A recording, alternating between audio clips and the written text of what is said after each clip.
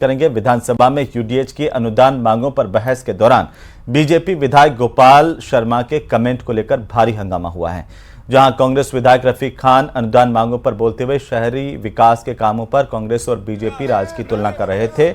इसी दौरान विधायक गोपाल शर्मा ने खड़े होकर पाकिस्तानी कमेंट करना शुरू कर दिया। गोपाल शर्मा की इस टिप्पणी पर कांग्रेस के विधायकों ने भारी विरोध जताया। इस दौरान सदन में हंगामे के हालात बने। एक आदमी जो मर्जी बोलता है तो खानदानी रईस होते हैं, मिजाज रखते हैं नर्म अपना। आप भी बुलाइए। जो खानदानी रईस होते हैं, मिजाज रखते हैं नर्म अपना। तेरा लहजा लग रहा है कि तेरी दौलत नहीं। गोपाल शर्मा जी, आप बुलाइए। What is this? फिर वही बात आ रही है। ये क्या मतलब? ये मजाक बना रखा है क्या इस व्यक्ति ने? एक आदमी जो मर्जी बोलता है। क्या गरिमा है गोपाल जी? ऐसा अच्छा नहीं लगता। गरिमा है। आप बार बार वो चीज बोलते मैं हो। इनकी बात का आप सदन को क्या बनाना चाह रहे हो? संसदीय मंत्री होते सियासत ये जाने, क्या मतलब है? इनकी अहले सियासत ये जाने। मेरा पैगाम तो मोहब्बत है। क्या मतलब? जो मर्जी जो कहेगा पैगाम वही बात है। कहाँ तक पहुँचे? एक ये और देख लो, ये और खड़े हो गए। ये जाने क्या मजाक बना रखा है? मैं बताता हूँ विधानसभा का क्या मैसेज देना चाहते हो पूरे राजस्थान और देश के अंदर? माननीय सभापति जी, ये वर्ड है इनके, ये वर्ड है इनके। वर्ड बोलकर फिर माफी मांग रहे हैं। ये कोई बात है? ये फिर क्या बात नहीं है? किस प्रकार की इनकी लैंग्वेज? शंकित नहीं हो रहा। सीरियसली मतलब कोई बात है क्या? तरजीह मत दो इनको। तो खानदानी रईस होते हैं, मिजाज रखते हैं नर्म अपना। आप भी बुलाइए। जो खानदानी रईस होते हैं, मिजाज रखते हैं नर्म अपना। तेरा लहजा लग रहा है कि तेरी दौलत नहीं। गोपाल शर्मा जी, आप बुलाइए। What is this? फिर वही बात आ रही है। ये क्या मतलब? ये मजाक बना रखा है क्या इस व्यक्ति ने? एक आदमी जो मर्जी बोलता है। क्या गरिमा है? गोपाल जी, ऐसा अच्छा नहीं लगता। गरिमा है। आप बार बार वो चीज बोलते हो। इनकी बात का आप सदन को क्या बनाना चाह रहे हो? संसदीय मंत्री होते हैं। सियासत ये जाने, क्या मतलब है? इनकी अहले सियासत ये जाने। मेरा पैगाम तो मोहब्बत है। क्या मतलब? जो मर्जी जो कहेगा पैगाम वही बात है। कहाँ तक पहुँचे? एक ये और देख लो, ये और खड़े हो गए। ये जाने क्या मजाक बना रखा है? मैं बताता हूँ विधानसभा का क्या मैसेज देना चाहते हो पूरे राजस्थान और देश के अंदर?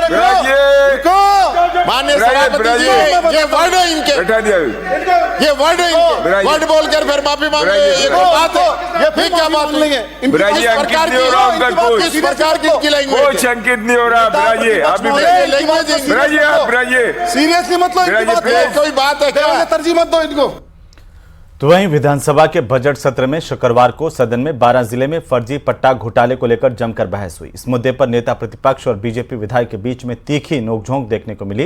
बीजेपी के विधायक कंवरलाल मीणा ने कांग्रेस सरकार पर आरोप लगाते हुए कहा कि सरकार जाते जाते रेवड़ियां बांट गई और फर्जी पट्टे जारी किए गए।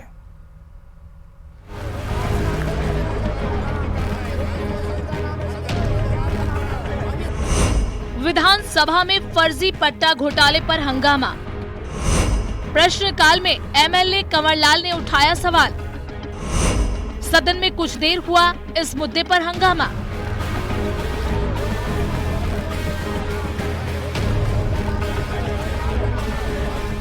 विधानसभा के बजट सत्र में शुक्रवार को सदन में 12 जिले में फर्जी पट्टा घोटाले पर जमकर बहस हुई। इस मुद्दे पर नेता प्रतिपक्ष और बीजेपी विधायक के बीच तीखी नोकझोंक देखने को मिली। दरअसल कंवरलाल मीणा फर्जी पट्टा घोटाले में पूर्व मंत्री प्रमोद जैन भाया का नाम सामने आने की बात कह रहे थे, जिस पर नेता प्रतिपक्ष टीकाराम जूली ने कड़ी आपत्ति जताई। इस पर भाजपा विधायक भड़क गए और कहा कि एफआईआर में नाम है तो सदन में क्यों नहीं लिया जा सकता। पूर्व में चार पट्टों की जांच हुई है, चारों फर्जी निकली है और इन चारों में गत सरकार के मंत्री प्रमोद जैन का नाम दर्ज है, वो भी इसमें सूचना नाम नहीं लेंगे, नाम नहीं लेंगे। गत मंत्री एफआईआर में नाम दर्ज है, एफआईआर नहीं लिया जाएगा। एफआईआर में मत खड़ा हो, एफआईआर में नाम दर्ज, प्रमोद जैन का नाम, प्रमोद जैन का नाम है, एफआईआर में नाम दर्ज है। इन चारों पट्टों में एफआईआर में नाम दर्ज है और वो सूचना गलत दी गई है। आप बचाने के चक्कर में बार-बार खड़े मत हो जाया करो, एफआईआर में नाम है। मेरे से बात करो। नेता प्रतिपक्ष और बीजेपी विधायक के बीच बहस को देखते हुए विधानसभा अध्यक्ष वासुदेव देवनानी को हस्तक्षेप करना पड़ा। स्पीकर ने कंवरलाल मीणा को टोका और पूर्व मंत्री का नाम नहीं लेने की हिदायत दी। माननीय सदस्य अध्यक्ष, मैं जो कह रहा हूं, किसी का नाम नहीं लेंगे, आप प्रश्न पूछो। नाम नहीं ले सकते सदन में। तो अध्यक्ष महोदय, फिर और लोगों का नाम क्यों लिख दिया? सबके किसी का नहीं, नाम क्यों नहीं लिखा? अरे बैठिए, अगला प्रश्न है। भाजपा विधायक कंवरलाल मीणा ने कांग्रेस सरकार पर आरोप लगाते हुए कहा कि सरकार जाते जाते रेवड़ियां बांट गई और फर्जी पट्टे जारी किए। गत सरकार में चुनावी रेवड़ियां बांटने के चक्कर में वर्ष 2023 में सरकारी भूमि के 395 पट्टे जारी किए गए, जिनकी जांच कराने की आप मंशा रखते हैं। दरअसल विधानसभा में प्रश्नकाल के दौरान नगर परिषद 12 में जारी फर्जी पट्टों पर कार्रवाई को लेकर विधायक कंवरलाल ने सवाल किया। कंवरलाल ने कहा कि जो जवाब दिए गए हैं वो पूरी तरह गलत है। उन्होंने मंत्री जी से जवाब मांगा कि क्या फर्जी पट्टे जारी करने और गलत जानकारी देने वालों पर कार्रवाई की जाएगी। आप जवाब दे रहे हैं कि पट्टे निरस्त कर दिए गए हैं, मेरे पास रजिस्टर की निर्माण की प्रतियां हैं। क्या सरकार इस तरह से विधानसभा पटल पर गलत सूचना भिजवाने वाले अधिकारी के खिलाफ कार्रवाई करने की मंशा रखते हैं?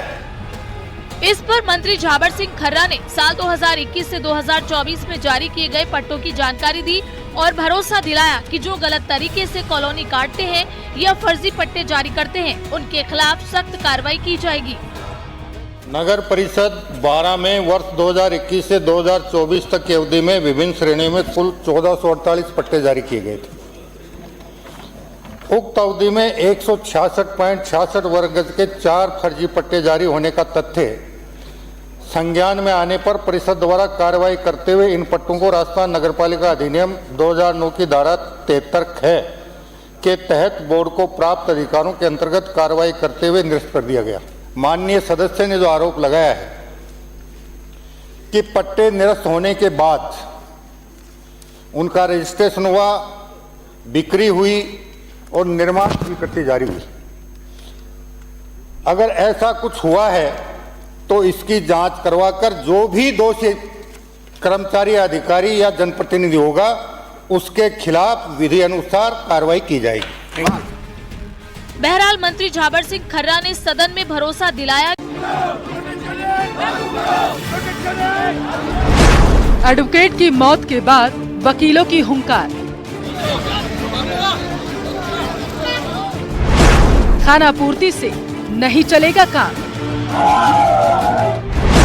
संघर्ष को मिले निर्णायक अंजाम। आर पार की लड़ाई की हो चुकी है तैयारी। इंसाफ मिलने तक जंग रहेगी जारी।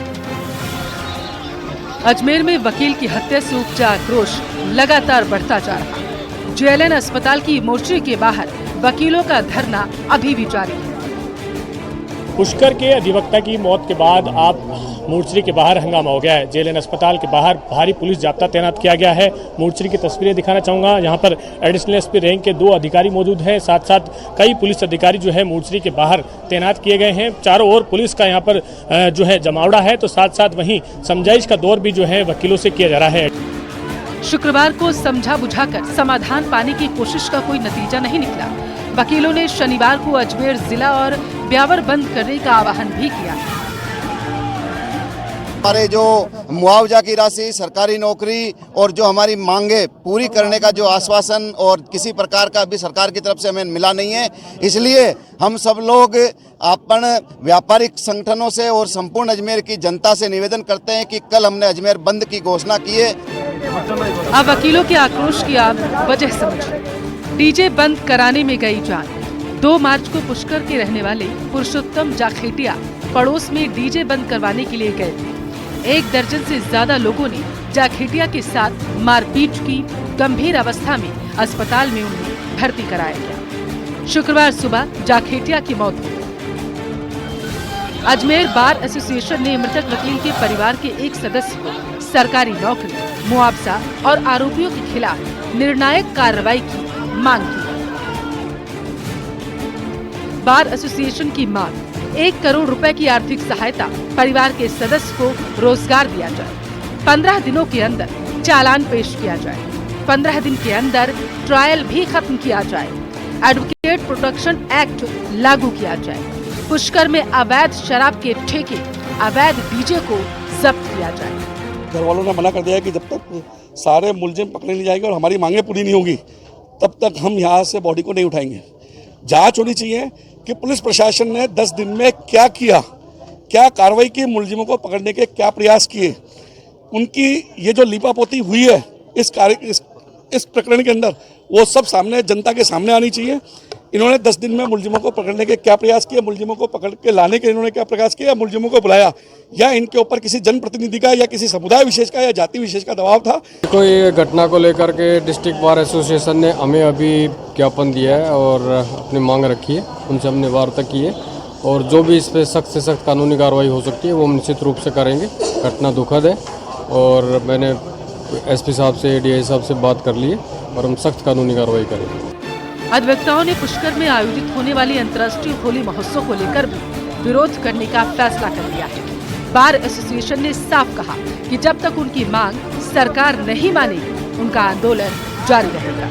न्यूज़ 18 राजस्थान के लिए अजमेर से अशोक सिंह भाटी। तो वहीं भीलवाड़ा में गैंगरेप और ब्लैकमेलिंग कांड के मामले को लेकर पुलिस ने 9 आरोपियों को गिरफ्तार कर लिया है। कैफे कांड में शामिल एक युवती समेत 9 आरोपियों को पुलिस ने आखिरकार कड़ी सुरक्षा के बीच एसीजीएम कोर्ट के जज के आवास पर पेश किया।